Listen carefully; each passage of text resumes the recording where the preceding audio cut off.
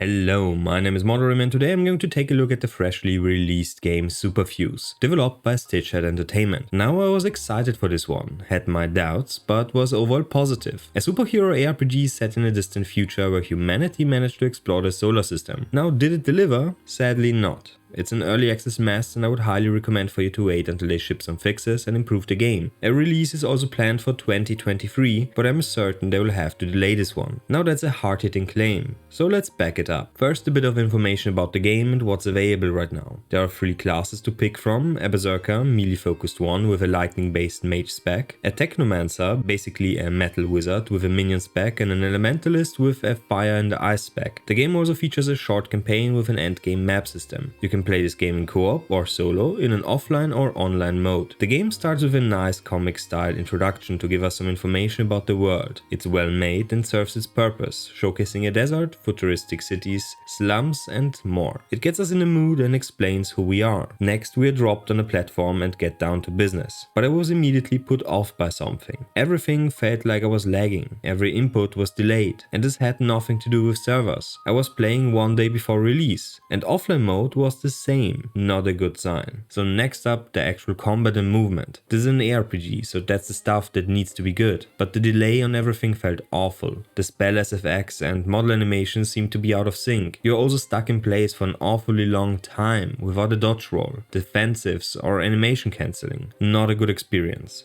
And the balancing is also off. Enemies tend to swarm you and block all your movement. Ranged enemies hit like a truck and rare enemies barely look different than normal ones, but hit 10 times harder. You also get stuck on terrain quite often, so I just couldn't take it any longer. I still wanted to see the rest of the game, but I couldn't play a self-cast anymore. Minions it is, so I thought, and replayed the first bit. This time it felt quite nice, especially the more minions I got. Well, until I had to resummon them after a death. The performance also took a nosedive, especially in later zones with high mob density. I am playing on a decent mid to high range machine, but just couldn't get this game to run at stable 60 FPS. Now a quick word about maps. They are boring, large and have nearly nothing interesting going for them. Remember the intro, the desert, cities, slums? You get corridors, a lot of doors, caves and a freezer style map. And everything was also frustrating to navigate. I was either stuck in a maze made out of small rooms and doors, large open fields filled with nothingness, or long corridors splitting into more long corridors. The doors were also painful to open. I don't know why, but they were awfully hard to click on. Next, let's have a look at progression. You get skill points as you level up and complete certain quests. Those can be spent on a DNA shaped skill tree to improve your stats and unlock new skills or pick up passives. Nothing exciting, just passive boni like one more summon, more crit damage, more crit chance or lightning damage. But the skills were different. They can further be modified with fuses you can find throughout the game, ranging from unexciting stuff like additional elemental damage and generic stuff like crit chance to split projectiles and fork projectiles. I also found fuses that changed the minions I summoned. Now to equip modifiers you need fuse slots. Each level gives you 5. Overall a decent system and it was fun to play around with. Those skills had level caps on them which prohibited me from going wild. The choices were also very limited. Something to note here, you can freely respec with just a bit of money. And you also need to know, most of the DNA skill trees were not complete. Some are missing passives and skills. Some classes were even missing whole specializations. And the whole class is also not implemented yet. But that's okay, given it's an early access title. Now what about gearing?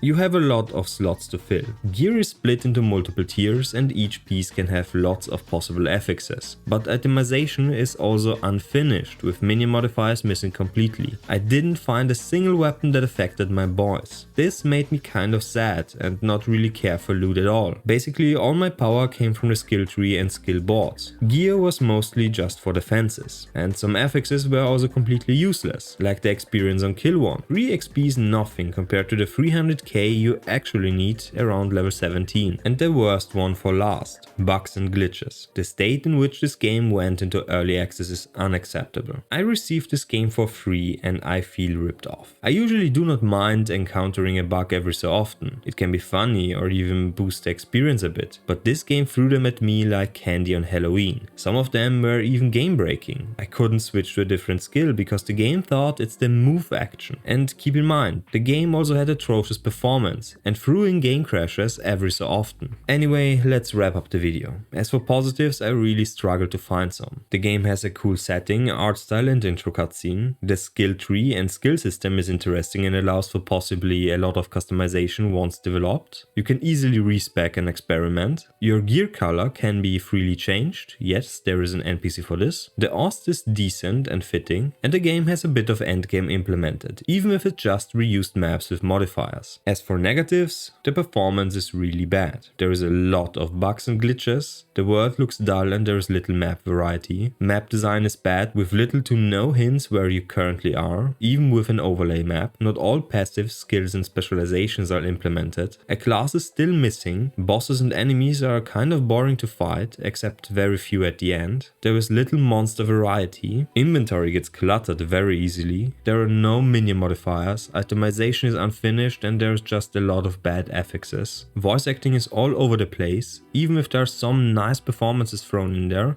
is just no consistency. The UI is unresponsive, especially selling feels floaty and reminded me of the release Vulcan, which was not a pleasant experience. The gameplay and combat are janky, it feels laggy without being lag, and the story is very short, like 4 to 5 hours. But that's also a positive if you want to get to the end game very fast. Superfuse is in a rough state right from the get-go. Since it's early access, I did expect some hiccups and things that need ironing out, but not to this scale. Performance issues, a dull looking world, boring maps, an unexplained delay on everything you do, unresponsive controls, and a massive amount of bugs all culminate in a bad experience. This game needs a lot of time in the oven, and I sadly cannot recommend this ARPG to anyone right now. I will, however, revisit the game once it's nearing its release and give it another spin, for ARPGs are quite rare. Anyway, I'm sorry for my voice right now, I'm currently ill. If you still like the video, make sure to comment, like and sub for more previews, reviews and guides. See you next time and bye!